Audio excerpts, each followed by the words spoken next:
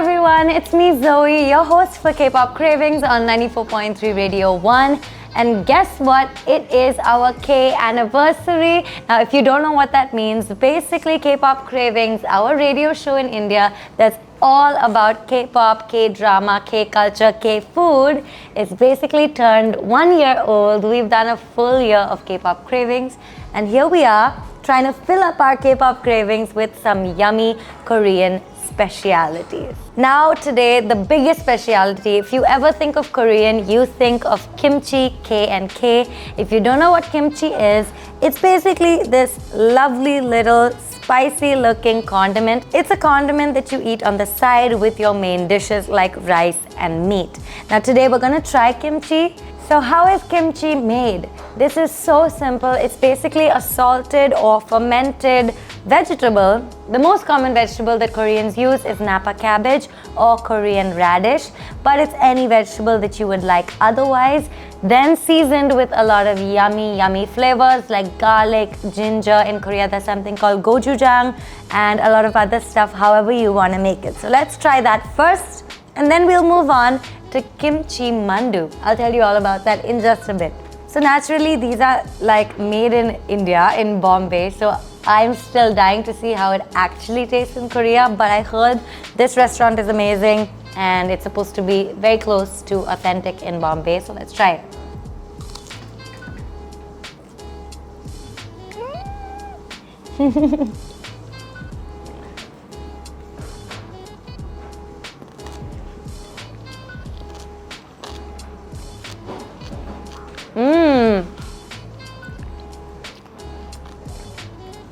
It's so juicy. This vegetable, like cabbage, is so juicy.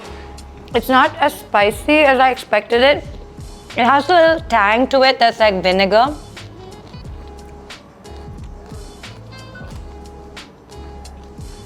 One eternity later. And it's very chewy.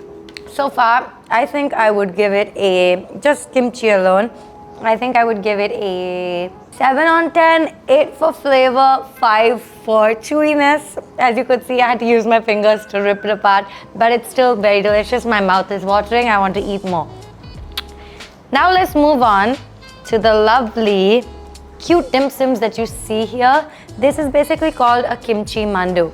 Now, if in China you have xiaolongbao and those Chinese dumplings, if in Japan you have gyoza, in Korea, you have mandu, M-A-N-D-U or M-A-N-D-O-O, and that basically means Korean-style dumplings.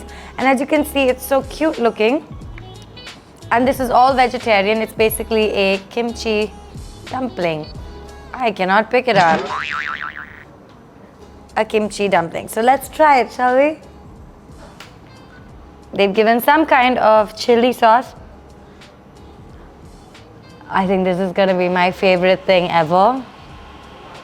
It's a spicy chili. Spring onion mix, garlic sauce that is made in New York because I want to eat it so badly. So let's try it. I'm going to pour it over. Onto the kimchi mandu.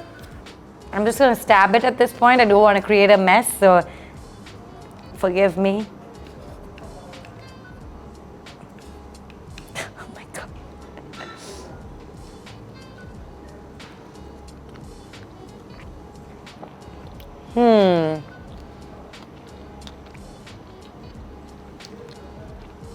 Interesting. Oh no, it's fallen in. Can I have the fork? It's fallen in. It's turning out to become turning out to become a disaster. Disaster management. Bharat, help me. Okay, you know what? This is a mess, but you know what? Maybe that's how it's supposed to be done for 1 year in K-Pop Cravings.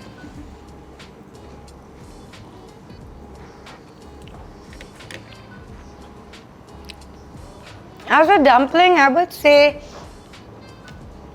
I'm not the biggest fan of this. I think the dumpling alone is a bit like the covering is a little bit thick, so it's a little chewy. And the kimchi on this inside is not as flavorful as the kimchi that they've given on the side. Maybe I'll mix it and try it again. So it's giving me that little bit of a sweet texture, which I don't particularly like. If I'm eating savory, I wanna make sure sweet is as far away as possible. I'm not the sweet and sour kind of chicken girl or honey glazed chicken. I like spicy stuff. So this one is probably not my favorite, but let's try it with some raw kimchi as well. Maybe that will help.